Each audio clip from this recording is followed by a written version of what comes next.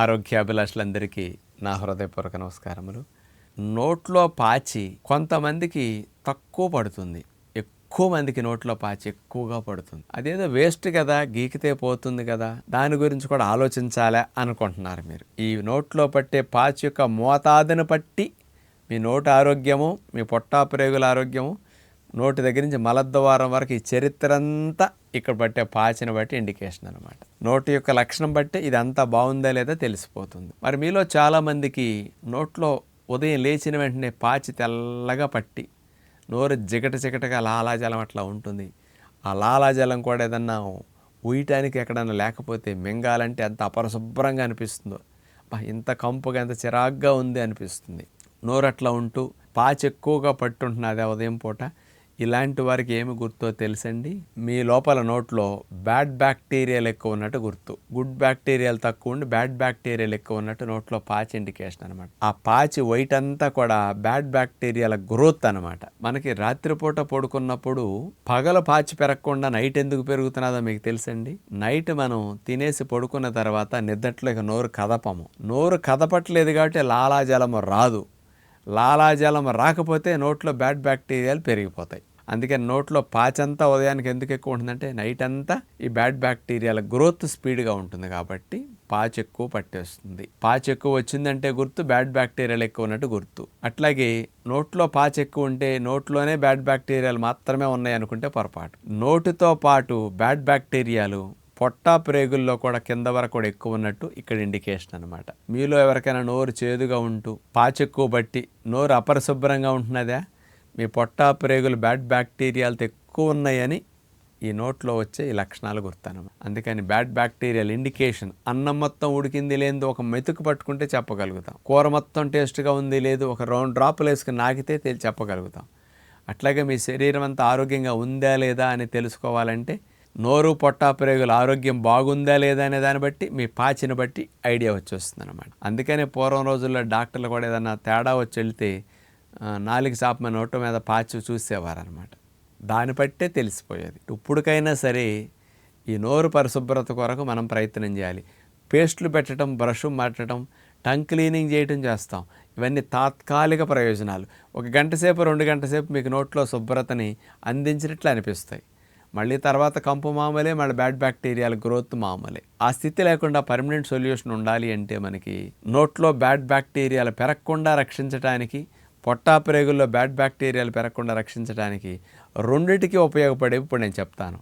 మొట్టమొదటిది నోట్లో బ్యాడ్ బ్యాక్టీరియాలు తగ్గించి పాచి కోటింగ్ని తగ్గించడానికి వేప పుల్ల పెట్టి బ్రష్ చేసుకోవటం ఒకటి చాలా మంచిది. ఆ వేప నమిలే చూసేస్తూ ఉంటే ఆ చేతికి నోట్లో ఉండే బ్యాడ్ బ్యాక్టీరియాలు చచ్చిపోతాయి. ఇది ఒక బెనిఫిట్.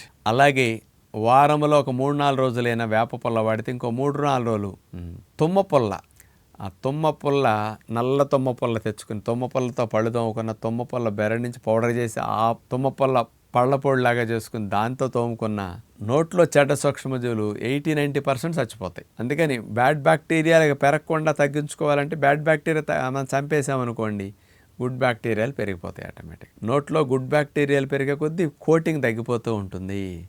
కోటింగ్ అంతా బ్యాడ్ బ్యాక్టీరియాలు గుర్తనుకోండి. ఇక ఇలాంటి విషయాలు మీరు జాగ్రత్త పడుతూ నోట్లో పాచి ఉదయం పూట తక్కువ ఉండటానికి ఇంకోటి చేస్తే మంచిదన్నమాట. మీరు అదేమిటంటే డిన్నర్లో ఆహారము, దానిమ్మ గింజలు నమలటము, కమలాతోన్లు కానీ బత్తాయిలు కానీ ఇతర ఆరెంజెస్ లాంటివి ఏమైనా ఉంటే నమలటం, ఎండు విత్తనాలు నానబెట్టుకుని నమలటంతో పాటు ఈ పండ్లు కూడా నమిలితేనండి. జామకాయ, బొప్పాయి, ఇట్లాంటి రేక్కాయలు, ఇట్లాంటి ఫ్రూట్స్ అన్నీ కూడా కర్బూజా ఇవన్నీ పెట్టుకుని న్యాచురల్ ఫుడ్ తినండి.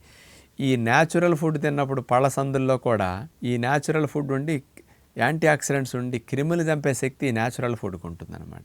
పుక్కిలించాల్సిన, బ్రష్ చేయాల్సిన అవసరం లేకుండా న్యాచురల్ ఫుడ్ తింటే అవే పుచ్చుపళ్ళు రాకుండా, దంతాలు ఇన్ఫెక్షన్ రాకుండా కాపాడుతుంటాయి.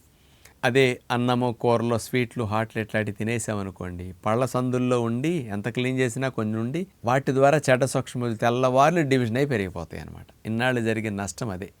అందుకని ఈవినింగ్ టైం న్యాచురల్ ఫుడ్ డిన్నర్గా తినాలని నియమం పెట్టుకోండి. ఇక పొట్టా ప్రేగుల భాగంలో చెడ్డ సూక్ష్మజీవులు ఎక్కువ ఉంటే ఇక్కడ కోటింగ్ అన్నాం కదా, మరి ఇక్కడ బ్యాడ్ బ్యాక్టీరియాలు ఎక్కువ ఉన్నాయి. వీటిని తగ్గించాలంటే ఏం చేయాలి?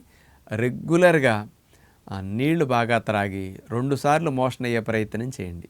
మంచినీళ్ళు ఎలా బాగా త్రాగితే సుఖ విరోచన అవుతుంది, నీళ్ళ టెక్నిక్ తెలియటం కొరకు మన వీడియోస్ అఫీషియల్ ఛానల్లో ఉండే చూస్తే మీకు అవగాహన వస్తుంది.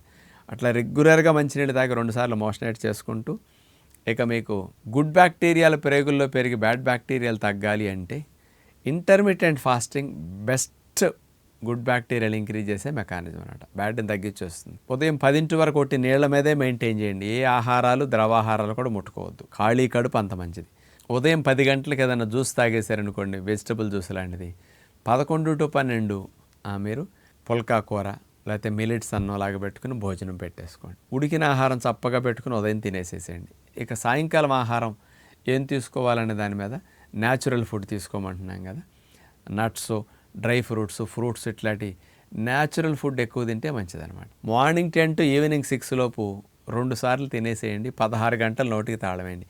ఈ గ్యాప్లో ఫైటింగ్ మెకానిజం యాక్టివ్గా ఉండి గుడ్ బ్యాక్టీరియాలన్నింటినీ పెంచి బ్యాడ్ బ్యాక్టీరియాలన్నింటినీ మన పొట్టా ప్రేగుల్లో చంపేయడానికి అవకాశం కలుగుతుంది. ఇలా చేస్తూ మీలో గుడ్ బ్యాక్టీరియాలు బాగా పెరిగి పాచి తగ్గాలనుకుంటే మధ్యాహ్న పూట భోజనంలో కాస్త పెరుగు వాడుకోండి. మంచి ఆవు పాల పెరుగు కుదిరితే మంచిది, లేనప్పుడు గేదె పాల పెరుగైనా వాడుకోండి. ఇట్లా లంచ్లో పెరుగు వాడుకోవటం. దీనితో పాటు హై ఫైబర్ ఫుడ్ లంచ్లో తీసుకుంటే గుడ్ బ్యాక్టీరియాలు పెరిగి బ్యాడ్ బ్యాక్టీరియాలు తగ్గిపోతాయి. హై ఫైబర్ ఫుడ్ అంటే జ్యూసులు కానీ, ఫ్రూట్స్ కానీ, నట్స్ కానీ, స్ప్రౌట్స్ కానీ, అన్పాలిష్డ్ మిల్లెట్స్ కానీ, ఇలాంటి ఏవైనా సరే న్యాచురల్ ఫుడ్స్ ఎక్కువ తీసుకోండి.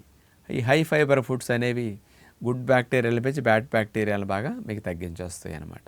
ఇలాంటి జాగ్రత్తలు తీసుకుంటే నాలుక మీద పాచి బాగా తక్కువ పడుతుంది. ఇక మేము 100% రా ఫుడ్ తింటున్నాం.